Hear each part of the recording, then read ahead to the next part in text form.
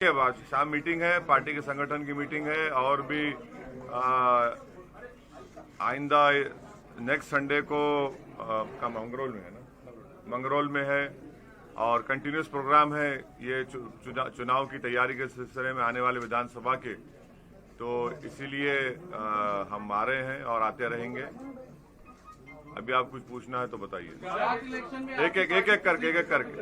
हाँ, गुजरात विधानसभा में आपकी पार्टी कितने सीटों में चुनाव लड़ेगी? तो अब अभी इतना जल्दी बताना आपको सही नहीं होगा, मगर ये बात बिल्कुल सही है कि हम चुनाव लड़ेंगे, ज्यादा सीट पर लड़ेंगे, अच्छी ताकत से लड़ेंगे। कितने सीट नंबर क्या होगा वो सब आपको चुनाव के करीब जब आएगा हमारे गुजरात के जो पार्टी के अध्यक्ष है जनाब साबिर भाई साहब आपको, मीडिया साहब को और पब्लिक को बताएंगे। इन मुद्दों को लेकर जनता के बीच जाएंगे अगर हम चुनाव लड़ते हैं? मुद्दे तो बहुत हैं, मुद्दे हैं। महंगाई का मुद्दा है, बेरोजगारी का मुद्दा है, शिक्षा का मुद्दा है, विकास का मुद्दा है, अल्पसंख्यक समाज की एक पॉलिटिकल लीडरशिप को मजबूत बनाने का एक मुद्दा है। तो ऐसे बहुत से मुद्दे हैं। पुणे में राज ठाकरे जी ने आपके ऊपर कटाक्ष किया है, आपकी पार्टी को बहुत गंभीर आरोप लगाया, आप क्या कहेंगे उसके बारे में? कौन है ये? राज ठाकरे जी ने। मैं नहीं जानता उसको। ओवैसी जी, आपकी लीडरशिप को लेकर जो माइनॉरिटी है और बैकवर्ड कास्ट है वो आगे देख रहे हैं कि एक उम्मीद से आपको देखा जा रहा है, क्या आपको लगता है कि आप इस उम्मीद पर खड़े उतरेंगे? नहीं, इंसान को उम्मीद सिर्फ अल्लाह से रखनी चाहिए और मैं भी अल्लाह से उम्मीद रखता हूँ। हाँ, कोशिश करना मेरा काम है, मैं कोशिश कर रहा हूँ पूरे इखलास के साथ। मेहनत मैं अकेला नहीं बल्कि हमारे साथ में जो हमारे MIM के तमाम जिम्मेदारान हैं, कोशिश हम सब मिलकर वैसे टीम वर्क कर रहे हैं और जो भी आवाम हमसे हो सकेगा हम कर रहे हैं। जो भरोसा कायम हुआ है, हमारी पूरी कोशिश ये होगी कि उस भरोसे पर शर्मिंदा किसी होने ना दे और कोशिश करते रहेंगे। हमारा काम कोशिश करना है। राज ठाकरे को आप नहीं पहचान रहे, ऐसा कह रहे हैं? ये वही राज ठाकरे जिन्होंने औरंगजेब की मजार को लेकर भी टिप्पणी की। आप पहचान लिए तो बस है ना, मेरे को क्या करना है, जो मैं नहीं जानता।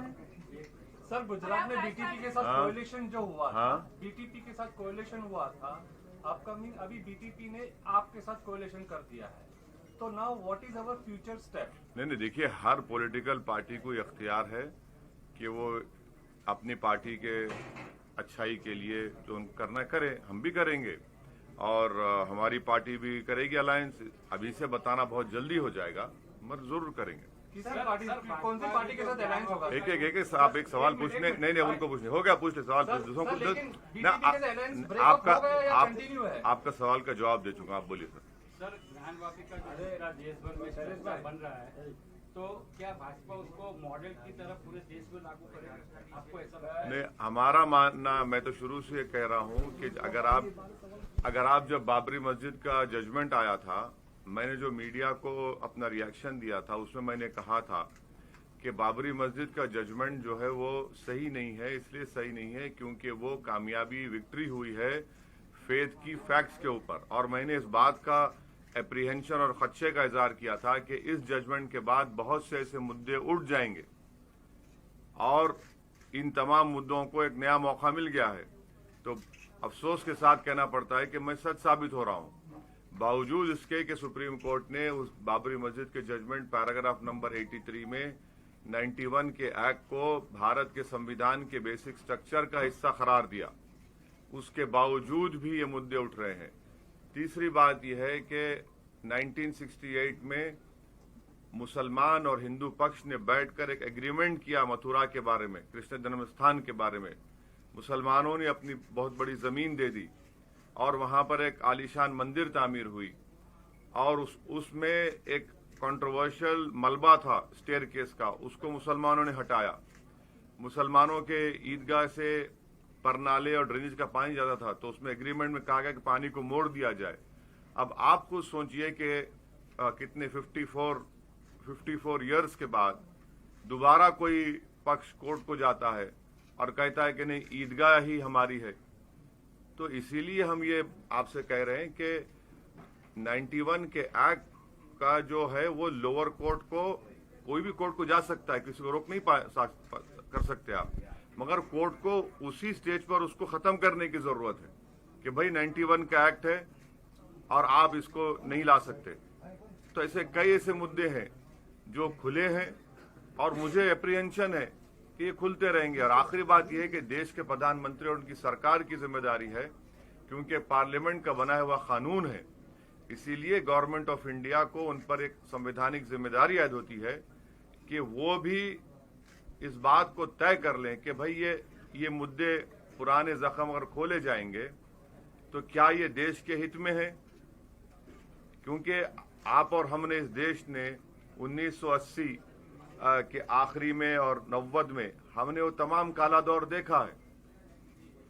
अगर हम देश को आगे लेके जाना चाहते हैं, देश में बहुत ज्यादा मुद्दे हैं, महंगाई का मुद्दा है इस देश में, हमारे वतन अजीज में, पूरे विश्व में अगर सबसे ज्यादा नौजवान बेरोजगार है तो यहां पर है। इन्फ्लेशन अगर इतना नहीं बढ़ा था, अभी इन्फ्लेशन इतना बढ़ चुका है, तो ये तय करना पड़ेगा। सर, आपका ऑब्जर्वेशन गुजरात के लिए जो home state of prime minister Narendra Modi का है, तो what is your observation about the youth employment and other aspects of political party? तो अगर आप देखेंगे यहाँ पर मुसलमानों की आबादी और हमारे पटेल भाइयों की और बहनों की आबादी बराबर है। उनके पास से ज्यादा एमएलए जीत कर जाते हैं। ये उनकी पॉलिटिकल लीडरशिप की और उनके पॉलिटिकल अवेयरनेस की कामयाबी है। How many percent? एक minute, you cannot cross question me. No, listen to, no, you have the right to ask me a question, I have the right to answer. You cannot stop me from answering. Either you are misquoting it. No. You are misquoting. No, who are you? Patels are 19%, Muslims are 9%. अभी मेरे को बोलने देंगे आप, या तो फिर आप आके बैठ जाइए, आप प्रेस कॉन्फ्रेंस कर लीजिए, अच्छा हो जाएगा। अगर आप अपनी आवाज से इतनी मोहब्बत करते हैं तो मैं कुछ नहीं कर सकता ना। तो इसीलिए मुसलमानों की एक पॉलिटिकल लीडरशिप और उनके रिप्रेजेंटेशन को आगे बढ़ाने की बेहद जरूरत है। चाहे सच्चर कमेटी हो, रंगनाथ मिश्रा कमीशन रिपोर्ट हो, एनएसएसओ का डेटा हो, वो सब ये बताता है कि गुजरात में मुसलमानों का जो social, economic, educational, health status है वो आदिवासियों के बाद उनका खराब है। तो इसीलिए ये आपके सवाल का जवाब है। सर, अभी संस्कृति मंत्रालय ने कुतुब मीनार में खुदाई की परमिशन दी है एएसआई को, उसको लेकर क्या कहेंगे? संस्कृति माने एएसआई ने, कल्चरल है, कल्चरल मिनिस्ट्री खुदाई की कुतुब मीनार। अब देखिए, एक मसला पैदा कर रहे हैं, वही तो मैं कह रहा हूं ना, एक मसला पैदा कर रहे हैं। वहां पर एक मस्जिद थी जो बरसों से नमाज होती थी, आपने 4 दिन पहले एएसआई ने ऑर्डर निकालकर नमाज ही बंद कर दी मस्जिद में। इमाम साहब को नमाज पढ़ाना था, उनके कपड़े, उनका जो इमाम का कमरा होता है उसमें से वो भी निकाल नहीं दिए।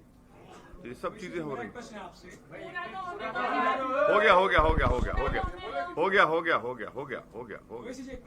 ज्ञानवापी गेट जो मॉस्क का है, या फिर ताजमहल की बात की जाए, या फिर लाउड स्पीकर्स की बात की जाए, ऐसे नैरेटिव क्रिएट किए जा रहे हैं शासक पक्ष द्वारा।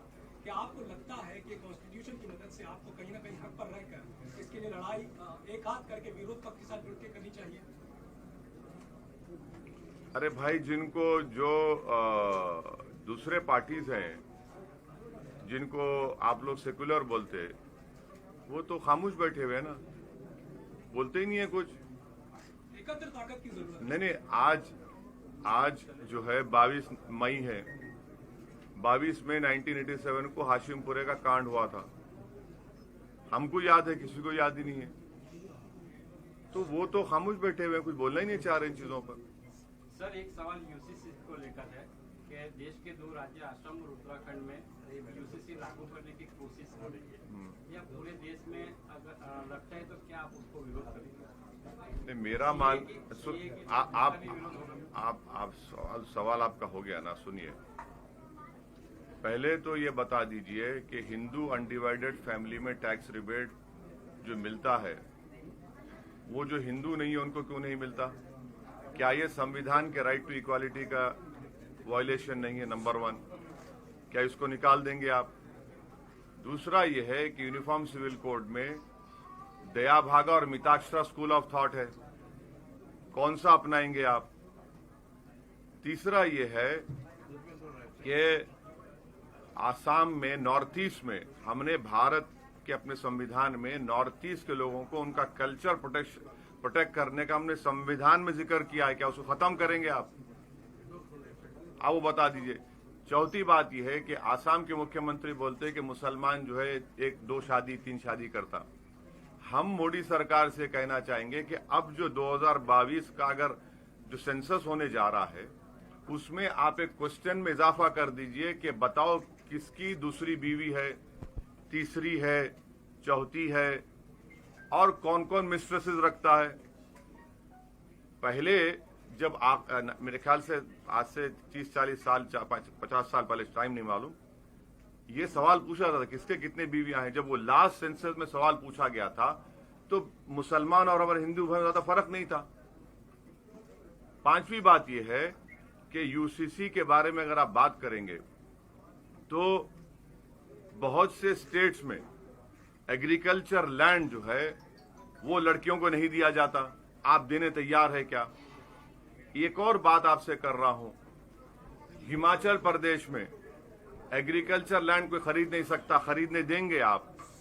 हाँ। और एक और बात है, भारत के संविधान में डायरेक्टिव प्रिंसिपल कॉन्स्टिट्यूशन का पार्ट 4 का हिस्सा है। उसमें अगर आप आर्टिकल 37 पढ़ेंगे तो उसमें कहा गया कि देश की तमाम जो रिसोर्सेस हैं, वेल्थ है, वो सब में इक्वली डिस्ट्रीब्यूट होनी चाहिए। वो डिस्ट्रीब्यूट है क्या?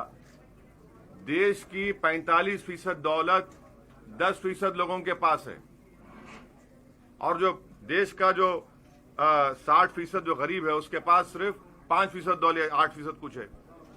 इसके ऊपर ये डायरेक्टिव प्रिंसिपल पे बात नहीं होती।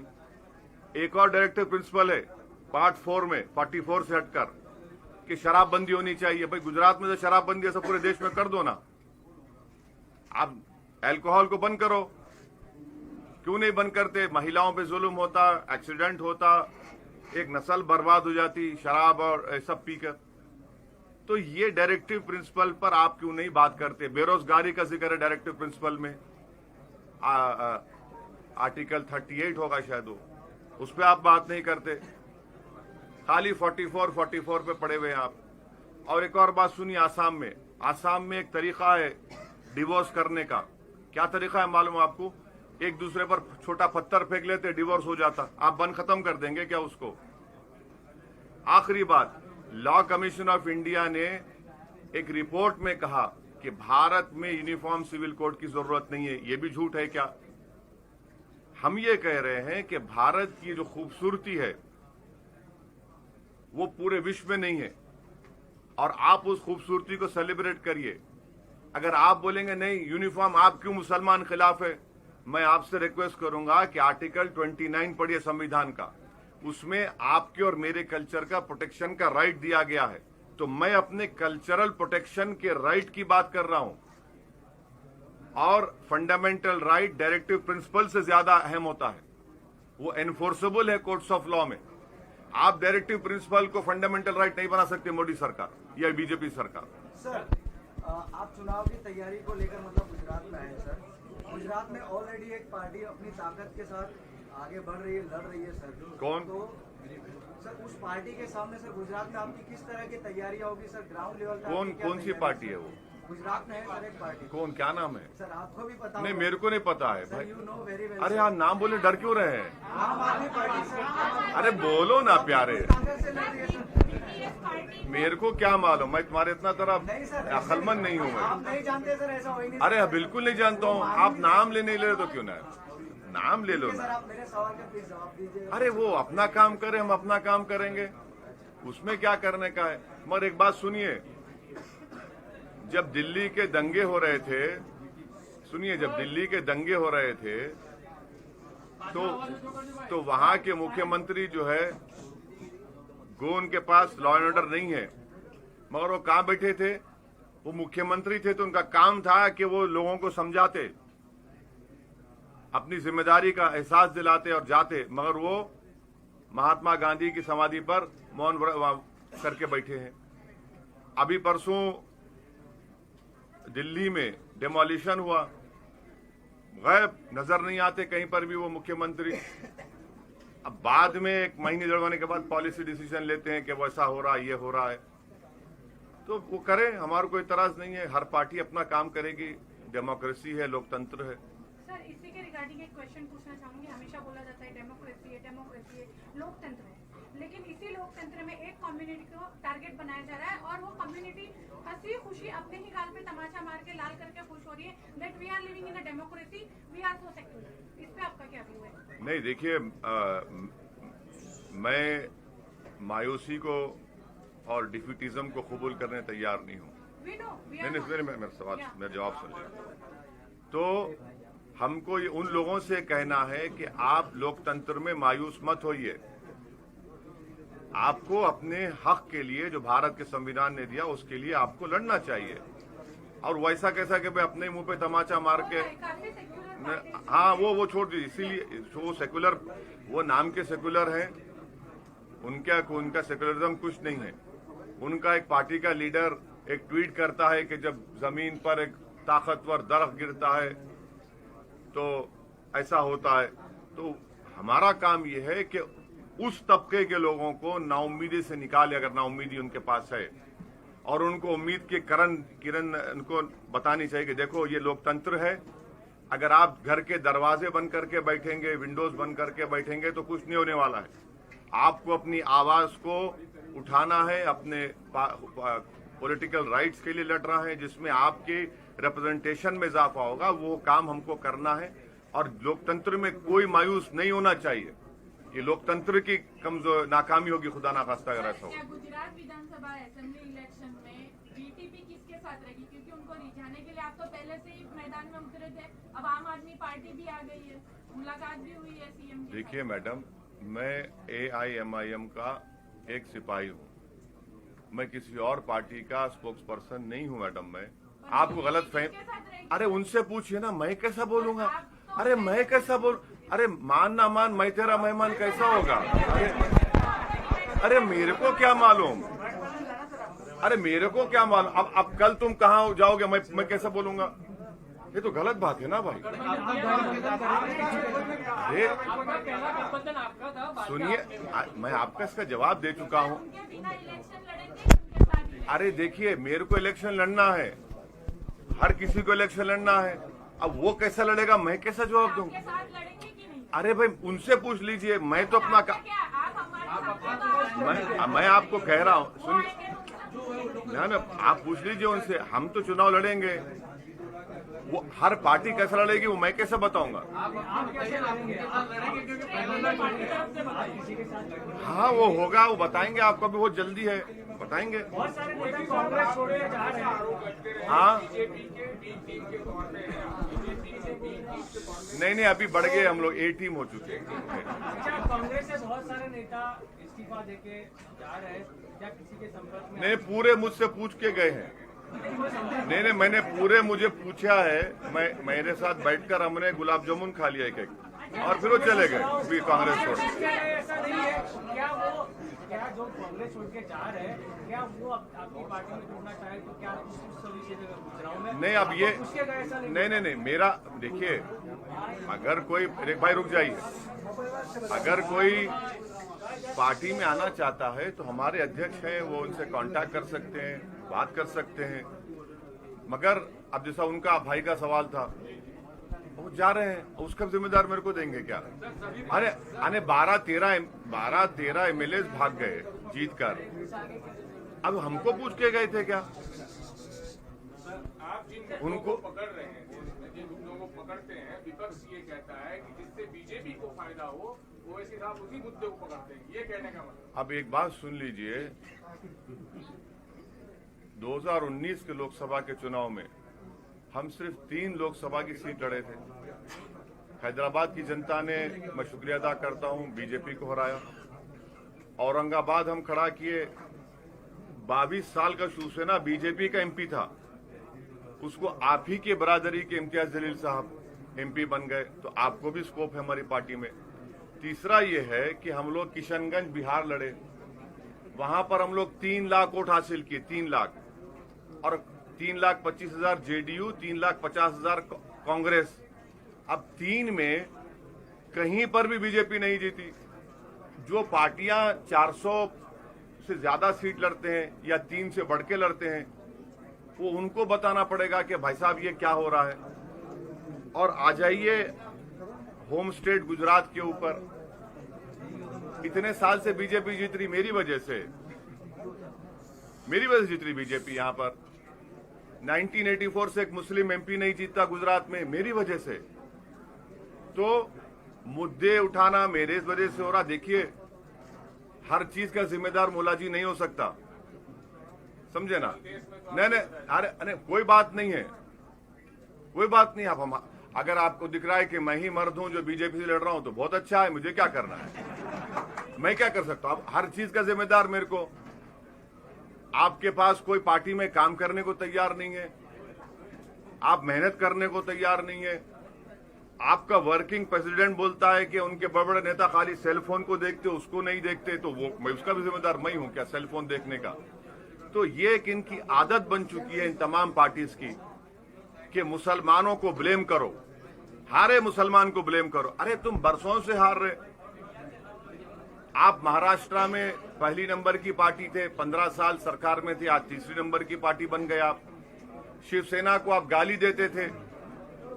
पिछले विधानसभा के चुनाव में आपने जनता को कहा कि ओवैसी को वोट मत दो क्योंकि भाजपा और शिवसेना को रोकना है। आप चुनाव हो गया तो आप शिवसेना से निकाह कर लिए। तो ये हर चीज का जिम्मेदार देखिए इनका अहंकार है ये। और ये देश की पॉलिटिक्स जो बदल चुकी है उससे समझ नहीं पा रहे हैं। वो ये समझते हैं कि हम एंटाइटलमेंट की राजनीति करेंगे, हम फुला खानदान के हैं, परिवार के। देखिए, कोई खानदान पानदान अभी नहीं रहा भारत की राजनीति में। तो उनको लगता है कि ये क्यों आके बोलता है। अरे भाई, लोकतंत्र है। क्या मेरे खिलाफ आकर अमित शाह कैंपेन नहीं किए थे हैदराबाद में? क्या मेरे खिलाफ आकर योगी 3 घंटे नहीं गुजारे मेरे कॉन्स्टिट्यूंसी में? क्या मेरे खिलाफ आकर राहुल गांधी 1 नहीं 2 मीटिंग करे, 4 मीनार के दामन में करे, फिर एक और बड़ी जगह पर करे? तो सबको इख्तियार है। मगर ये बोलना कि नहीं तुम नहीं लड़ना, या उनको याद रखना चाहिए कि मुसलमान खाली रमजान का या शीर खुरमा खजूर खिलाने का मुसलमान नहीं है। हमको पॉलिटिक्स में हमारा हिस्सा चाहिए और मिलेगा इंशाअल्लाह। ये हमारा काम है। अगर वो बोलेंगे नहीं तुम हमारे लिए सिर्फ बैंड बाजा की पार्टी है, दूल्हा शादी मैरिज हॉल में जाकर बैठ जाता, बैंड बाजा वाला बाहर रुक जाता, वो अब नहीं होने वाला है। इसी के रिगार्डिंग एक क्वेश्चन है मेरा। हमेशा बोला जाता है कि मुस्लिम है, मुस्लिम है, मुस्लिम है, अब्दुल सिर्फ पंचर बनाएगा। तो मैं आपके व्यूज चाहती हूँ कि अब्दुल है या अब्दुल सिर्फ पंचर बनाएगा, इसे स्पेशली एक मुस्लिम कम्युनिटी को टारगेट किया जाता है बोलने के लिए? तो बिल्कुल नहीं। कोई देखिए, एक बात सुनिए, पंक्चर बनाना कोई मायूब बात नहीं है, मगर अगर आप उसका मुकद्दर बना देंगे वो गलत बात है। तो सुनिए, इसीलिए आप ये बताइए कि हम भारत सरकार से हमेशा अपील कर रहे हैं कि गवर्नमेंट ऑफ इंडिया में एक स्कीम है, प्री मैट्रिक, पोस्ट मैट्रिक और मेरिट कम मीन स्कॉलरशिप। हम ये बोल रहे हैं कि माइनॉरिटीज के मुसलमानों के, हम ये कह रहे हैं कि इसको डिमांड ड्रिवन करिए कि जो अप्लाई करेगा वो पढ़ेगा। तो अब्दुल का बेटा अगर पंक्चर बनाता है तो उसको आप स्कॉलरशिप दीजिए, पैसे दीजिए, पंक्चर नहीं बनाएगा, वो कल टीवीएस का शोरूम खोल सकता है। आप स्कॉलरशिप दीजिए उसको, जितने मरा कोई मोदी सरकार भी नहीं करती काम वो। और बार बार ये बोला जाता है माइनॉरिटी इतना स्कॉलरशिप दिया। अरे एक स्कॉलरशिप के ऊपर, माइनॉरिटी स्कॉलरशिप के ऊपर 16 लोग अप्लाई करते। और मैं जब स्टैंडिंग कमेटी का मेंबर था तो उसमें हमने रिपोर्ट में लिख कर दिया, वो रिपोर्ट ऑनलाइन है, कि ये इसको डिमांड ड्रिवन नहीं करने से हर साल कम से कम 50 लाख के करीब मुस्लिम बच्चे और बच्चियां स्कॉलरशिप से महरूम हो जाती हैं। सर, अभी गुजरात में मुसलमानों की हालत खराब है, दयनीय हालत है, आपने स्टेटमेंट। आप सच्चर कमेटी का हवाला देंगे? दीजिए ना, आज दो ना, सच्चर कमेटी का हवाला देंगे तुम अभी। अरे मैं सब पढ़ के आया हूँ, मैं कोई थम्स अप नहीं हूँ, इतना याद रखो। सुन लो, अरे मैं सुन लो, मेरी बात सुनो, एक बात सुनो। सच्चर कमेटी कब आई थी? कौन से साल में आई थी? नहीं, आप कब आई थी? कौन साल में आई थी? अरे बोलो ना भाई। अरे आप लोग काबिल लोग हैं। सच्चर कमेटी कब आई थी? आप बोलो ना। नहीं, कौन से साल? मेरे बोलो ना। हाँ, साल कौन सा था? 80 में आई थी। 80 में आई थी। आप बोल रहे हैं 80 में आई थी। You not sure? और सच्चर करने आप बोलो, सच्चर कमेटी का नहीं, आपका चेहरा मुस्कुरा के बता रहे हैं कि आपको मालूम। अब बोलो आप। सच्चर कमेटी आई थी 2000 नहीं, जब यूपीए की सरकार बनी थी 2005 और 6 के दरमियान में आई थी। 2005 में आई थी कांग्रेस की सरकार। सुन लीजिए, यूपीए की सरकार थी, कांग्रेस की नहीं थी वो।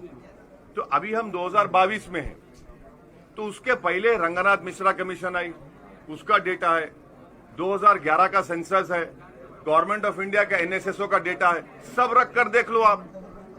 आप सच्चर की बात मत करो, वो सच्चर पुराना हो चुका है।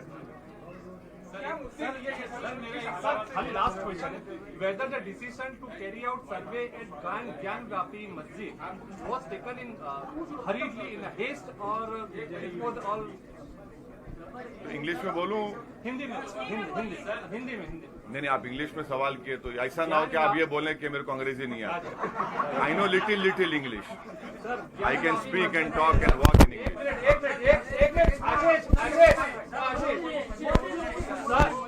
ज्ञान गापी मस्जिद के अंदर जो डिसीजन लिया गया है सर्वे का, वो डिसीजन इनका आपका आता हूँ, कहीं नहीं जा रहा हूँ मैं।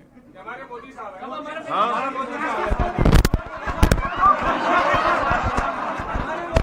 आपको खड़ा रह के सलाम करूंगा, उनको नहीं, गलत फहमी ना लो।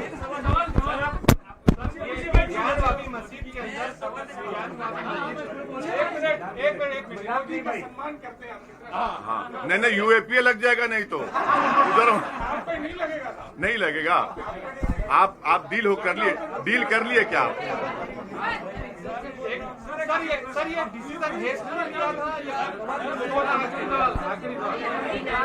एक मिनट श्वेता एक मिनट आप भी पूछ लो, आप पूछ रहे हैं। मैं बोलता हूँ, ठहरो, मैं इतना जवाब उनका बोलने। बोलिए मोदी साहब बोलिए। समाज के लिए अगर पार्टी छोड़ने का अगर कुछ ऐसा संजोग बना तो क्या करोगे? कौन सा निर्णय लोगे? समाज को पकड़ोगे या पार्टी को पकड़ के रखोगे? समझाने में क्या मतलब? भविष्य में आप बोलते हो कि मुसलमानों को न्याय नहीं मिलता है, ठीक है, और ऐसे माहौल में अगर पार्टी को पकड़ के रखोगे या समाज के साथ चलोगे आगे जाके? Sir, he is asking in future if circumstances persist, will you hold your religion or the people? Religion नहीं बोल रहे, पार्टी बोल रहे हो। Or the party is asking. Party समाज बोल रहे हो, धर्म नहीं बोल रहे हो, समाज बोल रहे हो। People or the party? अरे मैं थोड़ा हिंदी आता है मेरे को। नहीं, देखिए, पार्टी है ना, लोकतंत्र में पार्टी है, लोकतंत्र में समाज भी है, और लोकतंत्र ये कहता है कि आप लोकतंत्र को मजबूत करिए, पॉलिटिक्स में हिस्सा लीजिए, अपना हिस्सा हासिल करिए। बाबा साहेब अम्बेडकर ने इसीलिए संविधान में जब प्रियम्बल लिखा था, लिबर्टी, इक्वालिटी, फ्रेटर्निटी, जस्टिस, तो ये बाबा साहब ने कहा कि ये हथियार मैं तुमको छोड़ के जा रहा हूं संविधान। तुम्हारे को लिबर्टी चाहिए, इक्वालिटी चाहिए, फ्रेटर्निटी चाहिए, जस्टिस चाहिए, तो आप चुनाव लड़ो, तब आपको ही हासिल होगा। खाली बैठकर मुशायरा करने से, बड़े बड़े भाषण देने से और किसी के आश्वासन से नहीं होने वाला। तो इसीलिए ये हम संविधान को मजबूत करने के लिए चुनाव लड़ते हैं, ताकि ये लिबर्टी, इक्वालिटी, फ्रेटर्निटी, जस्टिस को हासिल किया जाए।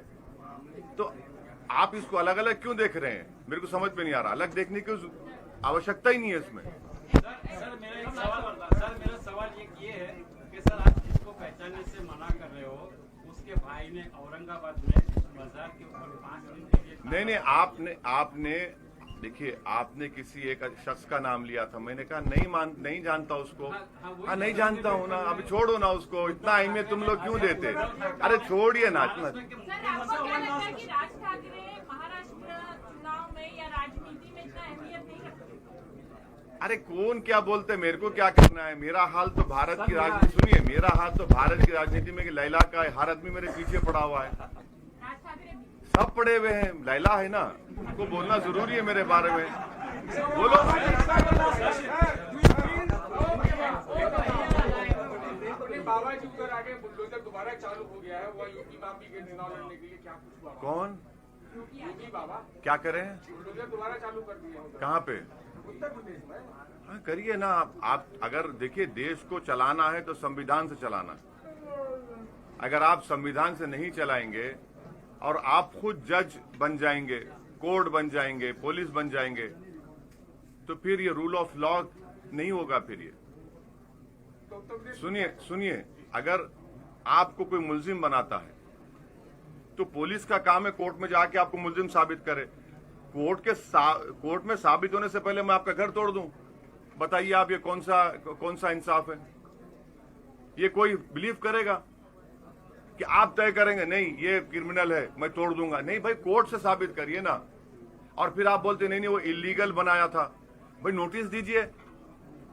संविधान में प्रिंसिपल ऑफ नेचुरल जस्टिस तो है कि आपको नोटिस दो, पूछो, बताओ। नहीं, आप नोटिस भी नहीं देंगे और लगा के तोड़ देंगे, तो ये गलत है। ये आपकी पार्टी वहाँ पे है, तो आपकी पार्टी गई कोर्ट में स्थिति कि भाई ये गलत हो रहा है, आप इसमें स्टे लिया है, कार्रवाई की। बहुत से लोग गए हैं। देखिए एक बात सुनिए, जब आप किसी का घर तोड़ देते हैं उसके बाद आप कोर्ट जाते हैं और कोर्ट में टाइम लग जाता है। मैं तो अपने घर से महरूम हो गया ना, मैं तो रोड पे आ गया। जो उस घर में रहता था वो तो अब रोड पे आ गया। वो अब उसका क्या करेगा वो? और कोर्ट की कार्रवाई तो अपना टाइम लेती है माशाल्लाह से। जब तक क्या करेगा वो? आप तो मुझे बेघर कर दिए, मेरे सर पे से छत छीन लिया, आप मेरा कारोबार आप खत्म कर दिए। और मध्य प्रदेश में आप लोग इस बात को नहीं बोल रहे कि कल एक शख्स ने मध्य प्रदेश में एक जैन कम्युनिटी के शख्स को, बेचारा वो बीमार है, डिफरेंटली एबल्ड कहते अंग्रेजी में, सिर्फ इस शक पर उसको मार दिया कि वो मुसलमान है, तू मोहम्मद है क्या, मार मार। अरे मर गया वो आदमी। ये नफरत कौन फैला रहा है? फिर ये वहां किसकी सरकार है? और फिर उसी मध्य प्रदेश में वसीम शेख नामी जिसके हाथ कटे हुए हैं उस पर इल्जाम लगाएगा पत्थर फेंका रहे, उसका हाथ कटा हुआ है, कौन सा पत्थर उठा पाएगा? आपने दुकान को तोड़ दिया उसके। 22 घरों को आपने खरगोन में और 13 घरों को आपने वहां पर छोड़ दिया दूसरी जगह पर बगैर नोटिस दिए। आपने तय कर लिया कि उन्होंने किया। भाई ऐसा कैसा होगा बताइए? आज आप पावर में, कल कोई और पावर में आएगा। कि पावर जो है वो किसी के पास रहने वाला नहीं है ना, तो वो भी ऐसा करें क्या? तो इसीलिए ये गलत है। ये सर, ये जो राहुल गांधी ने स्टेटमेंट दिया है कि वर्तमान स्थिति में भारत की स्थिति ऐसी है कि जैसे कहाँ दिया स्टेटमेंट वो?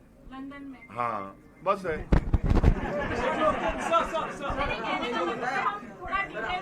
अभी छोड़ दीजिए ना, मेरा आपका, अरे कांग्रेस से पूछिए, मैं उनका आपको भी यही लगता है कि ना, मैं इन लोगों पे टाइम नहीं खराब करता। किसने? हाँ, उनके खिलाफ केस दर्ज हुआ है और वो केस का जवाब देंगे अदालत में। साबिर भाई साहब ने भी उसका नोटिस लिया है और उनको समझाया गया है, सख्ती से बोला गया है। इस तरह से जो ट्वीट होते हैं, नहीं, अब जवाब दे दिया मैं आपका। Sir, do you think the politics of entitlement is over and in the coming generations, आने वाले समय में जो मुख्य धारा में जुड़ने के लिए यूथ को AIMIM किस तरह जोड़ेगा? नहीं, वो यूथ का ही फ्यूचर है, मेरा नहीं है। मेरे दाढ़ी व्हाइट हो गई, देखो थोड़ा, यानी मोदी जी की तरह उतनी नहीं हुई, वो थोड़ी हो गई है। नहीं, अरे यूथ का ही फ्यूचर है देश में। देश में यूथ क्या फ्यूचर है?